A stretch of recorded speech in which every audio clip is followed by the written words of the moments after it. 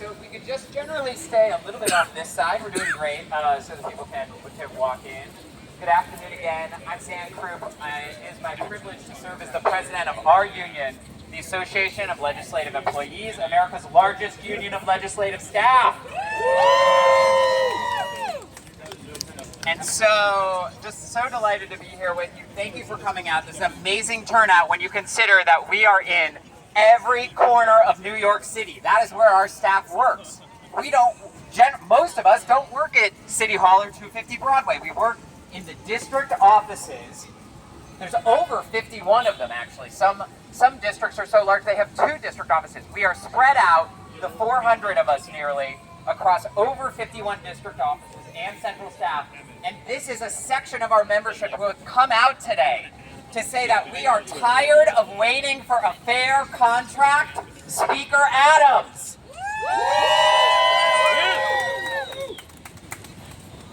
Hold hands accountable. We have nearly 4 weeks until our next bargaining session. That's how much time the Speaker's office wanted. We wanted an earlier one. They said that was the best they could do. So we say, okay. But we need the Speaker's office to know how strongly we feel about our demands. And you can see them on our signs that we're holding today. Living wages. Make some noise for living wages. We don't want to see poverty wages in the $30,000 or $40,000 range. That is absolutely wrong. That's not the New York City that this council and this speaker says they want to fight for. It's the problems. So, let's give it up for overtime is on our signs today. Overtime. We're going to be talking a lot more about overtime. The average council staffer has unpaid overtime totaling 600 hours a year. That 600 hours of unpaid overtime translates into $18,500 in lost wages. That is absolutely wrong. We deserve overtime compensation.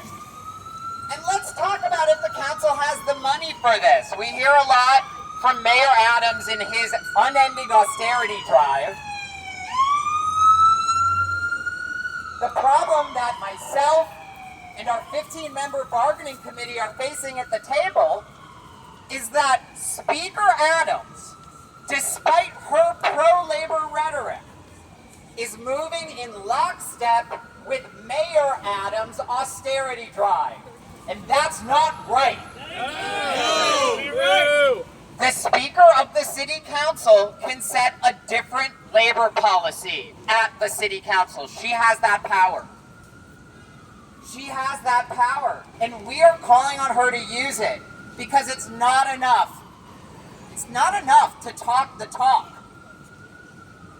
It's time to walk the walk. And that's why after these speeches, we're going to walk the walk. We're going to walk our informational picket line to make it clear the time for games is over. When we see you next at the bargaining table, we expect real offers. That means everybody gets overtime compensation. That means everybody gets a fair grievance policy. I don't want to see carve-outs for this section of staff or those section of staff. I don't want to see people told that their overtime doesn't matter because they don't get paid a poverty wage. And I want to see a living wage. And I'll end on this. The council can't afford it. A lot of you are holding a flyer. It says, can the city council afford ALE's proposed salary minimums? Tell me, what was the council's average budget surplus in the past 3 fiscal years? $8.9 million. $8.9 million. That's how much unspent money the council has had in its budget every year. Let's talk about another number. How much is the council spending on high-paid executive bureaucrats who make more than the elected officials? $7.4 million. These are expensive lawyers in the Speaker's office. These are expensive HR folks. Why are they making and pulling in $7.4 million when the cost to bring a living wage to 400 New Yorkers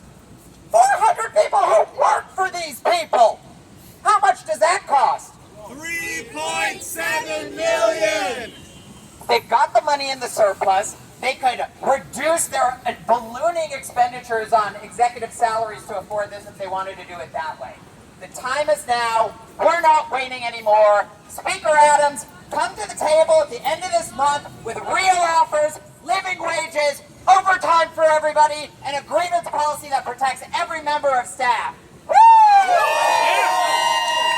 And now it's my pleasure to bring up our amazing Vice President, Vinary Ranawira.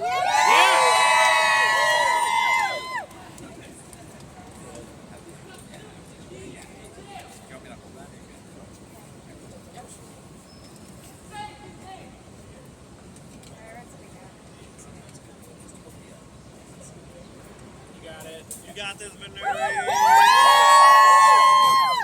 Hi, thank you so much for being here. I'm Vinary, the Vice President of ALE, and a council member aide. I'm so proud of the work we've collectively done to advocate for our members.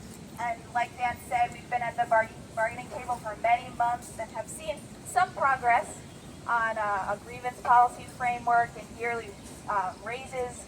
But we're still so far apart from management for our key demands, which, like Dan said, are a living wage minimum salary, paid overtime, and accessible grievance procedure.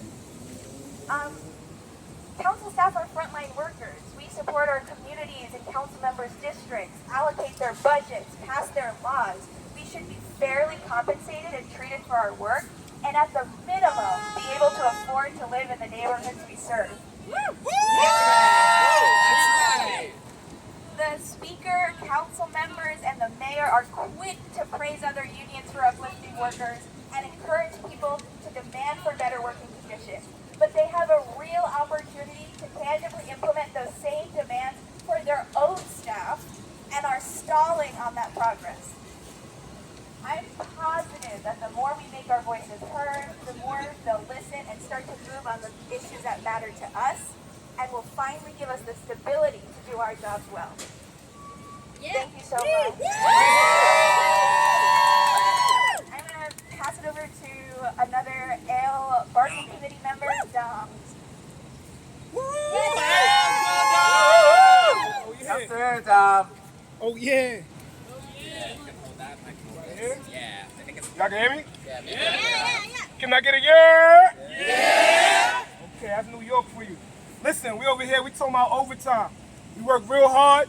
The dedication that we show, our commitment, we are weaved into the fabric of our districts, of our communities. We work hand in hand with FDNY. We work hand in hand with sanitation. We work hand in hand with NYPD. They all get overtime. And we be right with them. And we don't get no overtime. We need to be treated fairly. We need to be shown that our dedication is being shown in our paychecks. We work all day, all night, and I can't even go home and afford a drink. Y'all get what I'm saying? So listen, we need everybody to continue championing on. We're going to let the speaker know that we're going to get what we're asking for. We're not bowing down. I'm not trying to meet y'all in the middle. We at the table, and we're going to get leverage. We're going to get the overtime that we deserve. We're going to get the fair treatment that we deserve. We're going to protect our staff like we protect each other, like we protect our community. And we're going to make sure that when they meet us, that they meet us where we are. All right? So overtime, and I'm going to end off with another year. Yeah. Thank you, Dom. He's a member of our bargaining committee. And I want to give a big shout out because ALE is not alone. As we saw, it is a hot labor summer. And now we have a hot labor spring. So solidarity to our sibling. Oh, excuse me. It feels a little bit like a spring day thanks to climate change. But yeah, no, it is fall. It is the Halloween time. But let me say this. We are in complete solidarity with SAG-AFTRA who've been on strike. We are in complete solidarity with our writer friends in the WGA who, after 146 days on the picket line striking, just got an incredible contract from the hands of the motion picture executives. We're in solidarity with the Kaiser Permanente healthcare staff, 75,000 strong. And we are in solidarity with our UAW brothers and sisters. Because our UAW siblings are out fighting for the future of manufacturing in this country. from New York to the Midwest to the West Coast, and also UAW 4100, strong supporters of ALE. They were doing a practice picket up at Columbia yesterday because they may be going on strike. Postgraduate workers at Columbia University. Again, the hypocrisy of a rich university like Columbia not paying living wages. And working class people like me and like you are tired of it. We need the wages. We need to be able to pay our rent, to support our families. But we're also tired of the hypocrisy of those who talk the talk, but don't walk the walk. So the council, we're looking at you today. We know you've got the money. We know you pay your executives huge salaries. Pay your staff. And with that, I'm glad to bring up our final speaker before we get walking. Pay your staff! Pay your staff! Pay your staff! Pay your staff! Pay your staff! Pay your staff! Pay your staff! Pay your staff! Pay your staff! Pay your staff!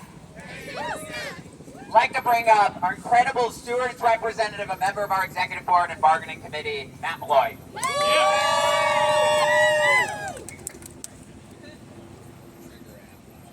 How we doing?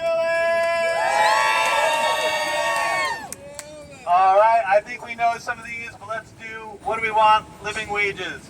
What do we want? Living wages! When do we want them? Now! If we don't get it, Shut it down! if we don't get it, Shut it down! if we don't get it. Shut it down! Our council staff are saying loudly and clearly that we cannot be at-will employees anymore.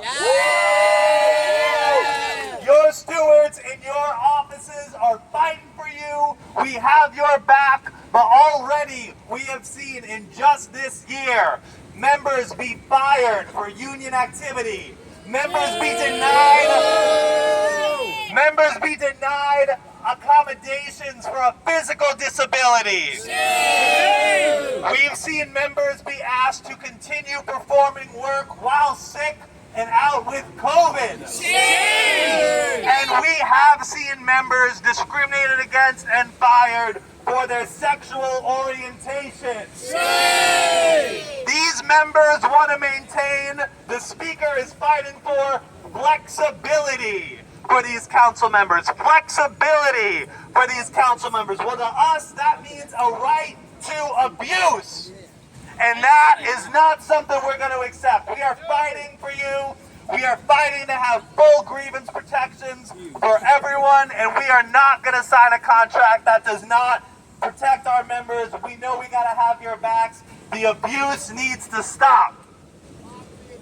Stop the abuse. Stop the abuse! Stop the abuse! Stop the abuse! All right, so now we are going to get started with our picket. I know we've got maybe Venuri, Sarah, we've got flyers with chants on them.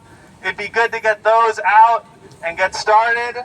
And I think we're just going to do a snake this way, and then we're going to turn over. So everyone can start walking this way.